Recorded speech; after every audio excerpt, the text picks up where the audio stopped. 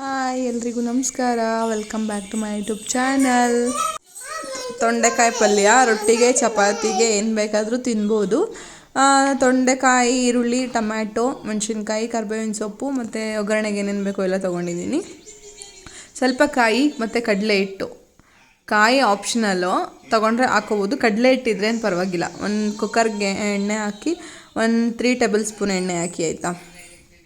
ಎಣ್ಣೆ ಹಾಕಿ ಸಾಸಿವೆ, ಜೀರಿಗೆ, ಕಡಲೆಬೇಳೆ ಎಲ್ಲ ಹಾಕಿ ಅದು ಚಟಪಟ ಅಂತ ಸಿಡಿಯೋ ತನಕ ಫ್ರೈ ಮಾಡ್ಕೊಳ್ಳಿ. ಓಕೆ, ಇದು ಚಪಾತಿಗೆ, ರೊಟ್ಟಿಗೆ ಎಲ್ಲ ಚೆನ್ನಾಗಿರುತ್ತೆ. ಟ್ರೈ ಮಾಡಿ ಒಂದ್ಸಲಿ. ಕರಿಬೇವಿನ ಸೊಪ್ಪು ಹಾಕಿದ್ದೀನಿ, ಅದ್ರ ಜೊತೆ ಬೆಳ್ಳುಳ್ಳಿ ಹಾಕಿದ್ದೀನಿ. ಬೆಳ್ಳುಳ್ಳಿ ಸ್ವಲ್ಪ ಕ್ವಾಂಟಿಟಿ ಜಾಸ್ತಿ ತೊಗೊಳ್ಳಿ. ಒಂದ್ಸತಿ ಫ್ರೈ ಮಾಡ್ಕೊಳ್ಳಿ. ಒಂದ್ಸಲಿ ನಾನು ಮಾಡ್ತಿರೋದು ಇವಾಗ ಒಂದು 2-3 ಜನ ತಗೊಂಡು ತಿನ್ಬೋದು. ಈಗ ಮೆಣಸಿನ್ಕಾಯಿನ ಸ್ವಲ್ಪ ಫ್ರೈ ಮಾಡ್ಕೊಳ್ಳಿ. ಮೆಣಸಿನ್ಕಾಯಿನ ಎಣ್ಣೆಲಿ ಫಸ್ಟ್ ಹುರ್ಕೊಂಡು, ಅಷ್ಟು ಖಾರ ಬೇಕಂದರೆ ಜಾಸ್ತಿ ಆಗುತ್ತೆ. ಹಸಿರು ಮೆಣಸಿನ್ಕಾಯಿ ಎಣ್ಣೆಲಿ ಹುರ್ಕೊಂಡು ಆಮೇಲೆ ಈರುಳ್ಳಿ ಹಾಕ್ಕೊಂಡ್ರೆ ಸ್ವಲ್ಪ ಟೇಸ್ಟು ಚೆನ್ನಾಗಾಗತ್ತೆ. ಹಸಿ ವಾಸನೆ ಎಲ್ಲ ಹೋಗಿರುತ್ತಲ್ಲ, ಗ್ಯಾಸ್ಟಿಕ್ ಆಗೋಲ್ಲ, ಇನ್ನೊಂದು ಏನೂ ಆಗೋಲ್ಲ. ಹಸಿರು ಮೆಣಸಿನ್ಕಾಯಿನ ಫಸ್ಟೇ ಫ್ರೈ ಮಾಡ್ಕೊಂಬಿಟ್ರೆ. ನಾನು 2 ಈರುಳ್ಳಿ ತೊಗೊಂಡಿದ್ದೀನಿ. ಈರುಳ್ಳಿ, ಟೊಮ್ಯಾಟೊ. ಈರುಳ್ಳಿ ಸ್ವಲ್ಪ ಕೆಂಪಗಾಗಿದ್ ಪೂರ್ತಿ ಬೇಯೋದು ಬೇಡ. ಈರುಳ್ಳಿ ಸ್ವಲ್ಪ ಫ್ರೈ ಆದಮೇಲೆ ಟೊಮ್ಯಾಟೊ ಹಾಕ್ಕೊಳ್ಳಿ. 1 ನಿಮಿಷ ಫ್ರೈ ಮಾಡಿಕೊಂಡ್ರೆ ಸಾಕು. ಒಂದು ಚಿಕ್ಕ ಟೊಮ್ಯಾಟೊ ತೊಗೊಂಡಿದ್ದೀನಿ. ಜಾಸ್ತಿ ದೊಡ್ಡ ಟೊಮ್ಯಾಟೊ ಏನು ತೊಗೋಬೇಡಿ, ಸಣ್ಣ ಟೊಮ್ಯಾಟೊ ಆದರೆ ಸಾಕು. ಅದನ್ನು ಚೆನ್ನಾಗಿ ಫುಲ್ ಫ್ರೈ ಮಾಡ್ಕೋಬೇಕಂತ ಏನಿಲ್ಲ. ಕುಕ್ಕರಲ್ಲಿ ಬೇಯುತ್ತೆ ಆಯಿತಾ. ಒಂದು 2 ಮಿನಿಟ್ಸ್ ಅಷ್ಟು ಫ್ರೈ ಮಾಡಿಕೊಂಡ್ರೆ ಸಾಕು.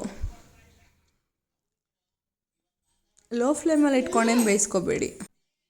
ಈಗ ತೊಂಡೆಕಾಯಿ ಹಾಕ್ಕೋತಾ ಇದ್ದೀನಿ. 2 ನಿಮಿಷ ಟೊಮೆಟೊ ಫ್ರೈ ಮಾಡಿಕೊಂಡೆ. ಫ್ರೈ ಮಾಡ್ಕೊಂಡ್ಮೇಲೆ ಈಗ ನಾನು ಮಾಡ್ತಿರೋ ಪಲ್ಯ ಒಂದು 3 ಜನಕ್ಕಾಗುತ್ತೆ. ಇವನ್ ರೈಸ್ ಜೊತೆಗೂ ಕೂಡ ತುಂಬ ಚೆನ್ನಾಗಿರುತ್ತೆ. ಬರೀ ರೊಟ್ಟಿ ಜೊತೆಗೆ ಅಂತ ಅಲ್ಲ, ರೈಸ್ ಜೊತೆಗೂ ನೀವು ತಿನ್ಬೋದು. ಈಗ ಸ್ವಲ್ಪ ಉಪ್ಪು ಹಾಕ್ತಾಯಿದ್ದೀನಿ. ತೊಂಡೆಕಾಯಿ ಚೆನ್ನಾಗಿ ಬೇಯಬೇಕಲ್ವ, ಸೊ ತೊಂಡೆಕಾಯಿ ಹಾಕಿದ ತಕ್ಷಣ ಉಪ್ಪು ಹಾಕಿದ್ದೀನಿ. ಉಪ್ಪು ಹಾಕಿ ಒಂದು 2 ನಿಮಿಷ ಚೆನ್ನಾಗಿ ಕುದಿಸ್ಕೊಳ್ಳಿ. ಸ್ವಲ್ಪ ನೀರು ಹಾಕಿದ್ದೀನಿ, ಯಾಕಂದರೆ ಎಣ್ಣೆ ಜಾಸ್ತಿ ಹಾಕಿಲ್ಲ, ಹಾಗಾಗಿ ತಳ ಹಿಡಿಯುತ್ತಲ್ಲ ಅಂತ ಹೇಳಿ ಅದರಲ್ಲೇ ಸ್ವಲ್ಪ 1 ನಿಮಿಷ ಬೇಯಿಸ್ಕೊತಾ ಇದ್ದೀನಿ. ಅದಕ್ಕೇ ಧನಿಯಾ ಪುಡಿ, ಸ್ವಲ್ಪ ಅರಿಶಿನ ಪುಡಿ ಹಾಕ್ಕೊಂಡು ಇನ್ನೊಂದು ಸಲ ಫ್ರೈ ಮಾಡ್ಕೊಳ್ಳಿ. ಅದು ಚೆನ್ನಾಗಿ ಸ್ವಲ್ಪ ಎಣ್ಣೆಲೆಲ್ಲ ಒಂಚೂರು ಮಾಗಿ ಆಮೇಲೆ ಕೂಗಿದ್ರೆ ಇನ್ನೂ ಚೆನ್ನಾಗಿರುತ್ತೆ. ಇವಾಗ ಕಾಯಿ ಹಾಕ್ತಾಯಿದ್ದೀನಿ. ಅದು ಕಾಯಿ ಒಂದು 3 ಸ್ಪೂನ್ ಅಷ್ಟಿದೆ ಅಷ್ಟೇ, ಜಾಸ್ತಿ ಏನು ಹಾಕ್ತಾಯಿಲ್ಲ ಕಾಯಿ. ಇವಾಗ 1.5 ಸ್ಪೂನಷ್ಟು ಕಡಲೆ ಹಿಟ್ಟು ಹಾಕ್ತಿದ್ದೀನಿ, ಯಾಕಂದರೆ ಪಲ್ಯ ಹೊಂದ್ಕೊಂಡಷ್ಟು ಚೆನ್ನಾಗಿರುತ್ತೆ ಅಲ್ವಾ. ಈ ಕೊತ್ತಂಬರಿ ಸೊಪ್ಪು ಹಾಕಿದ್ದೀನಿ. ಪಲ್ಯ ಹೊಂದ್ಕೊಂಡಷ್ಟು ಕಡಲೆ ಹಿಟ್ಟು ಹಾಕಿದಷ್ಟು ಪಲ್ಯ ಚೆನ್ನಾಗಿ ಹೊಂದ್ಕೊಳ್ಳುತ್ತೆ. ಕಾಯಿ ಸ್ವಲ್ಪ ಹಾಕಿದ್ರೂ ಸಾಕು. ಕಡಲೆ ಹಿಟ್ಟು ಹಾಕೋದ್ರಿಂದ ಕಾಯಿ ಜಾಸ್ತಿ ಹಾಕೋ ಅವಶ್ಯಕತೆ ಇಲ್ಲ. ಇದನ್ನು ಒಂದು ಸ್ವಲ್ಪ ಬೇಕು ತೆಳ್ಳಗೆ ಮಾಡಿಕೊಂಡ್ರೆ ರೈಸ್ಗೂ ಸಕ್ಕತ್ತಾಗಿರುತ್ತೆ.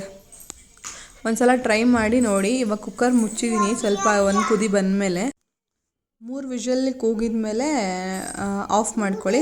ನೋಡಿ ಇವಾಗ ಪಲ್ಯ ಎಷ್ಟು ಚೆನ್ನಾಗಿ ಹೊಂದ್ಕೊಂಡಿದೆ. ಪಲ್ಯ ಎಲ್ಲ ಚೆನ್ನಾಗಿ ಹೊಂದ್ಕೊಂಡಿದೆ ನೋಡಿ. ನೀವೊಂದು ಸಲ ಟ್ರೈ ಮಾಡಿ.